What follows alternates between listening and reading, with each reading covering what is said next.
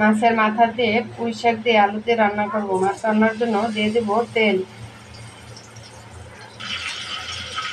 দিয়ে দেবো পেঁয়াজ কুচি, সামান্য একটু লবণ কুচি দেবো আর কাঁচামরিচ ফালি দেবো। লবণ কুচি দিলে পেঁয়াজটা তাড়াতাড়ি ভাজা হয়। আসসালামু আলাইকুম গাইস, আপনারা সবাই কেমন আছেন? দিয়ে দেবো মশলা। শাক রান্না করলে মশলা একটু বেশি লাগে।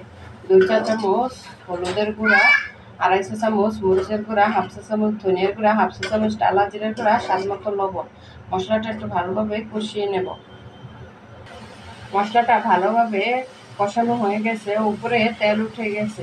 মশলা যত সুন্দরভাবে কষাবো তত কিন্তু তরকারির স্বাদ বেড়ে যাবে। দিয়ে দেবো মাছের মাথা। মাথাটা কষিয়ে নেব, তারপরে শাক দেব।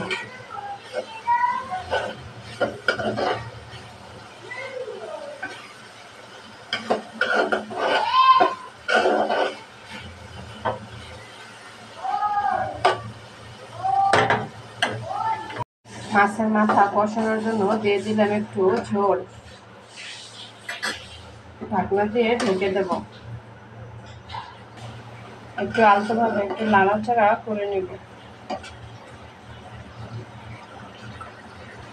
মাছের মাথা কষানো হয়ে গেছে, এখন মাথাটা ভেঙে নেব। একটু সুন্দরভাবে ভেঙে ফেলাইছি। এখন দিয়ে দেব পুঁই শাকের ডাটাটা একটু আগে দেব, শাকটা পরে দেব,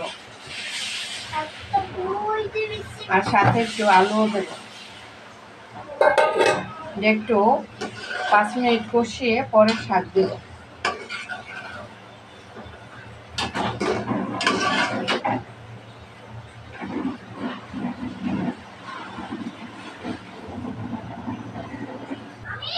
ডাটা কষানো হয়ে গেছে, দিয়ে দেবো শাক। শাকটাও 5 মিনিট কষিয়ে নেব, তারপরে সিদ্ধ হওয়ার জন্য ঝোল দিব। শাকের থেকে অনেক ঝোল বের হবে। শাকের থেকে অনেকটি ঝোল বের হয়েছে, আর ঝোল দেওয়া লাগবে না, এই ঝোলে সিদ্ধ হয়ে যাবে। শাকটা মাখা মাখা রাখবো। দেখুন কত সুন্দর কালার এসেছে। আবার একটু আলতোভাবে নাড়াচাড়া করে নেব। শাক দেওয়ার পরে ঢাকনা দিতে হয় না, তাহলে শাকের কালারটা অন্যরকম হয়ে যায়।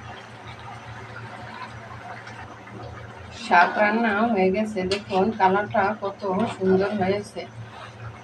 আমার ভিডিওটি যদি আপনাদের কাছে ভালো লেগে থাকে তাহলে শেয়ার করে দেবেন আর কমেন্টে জানাবেন।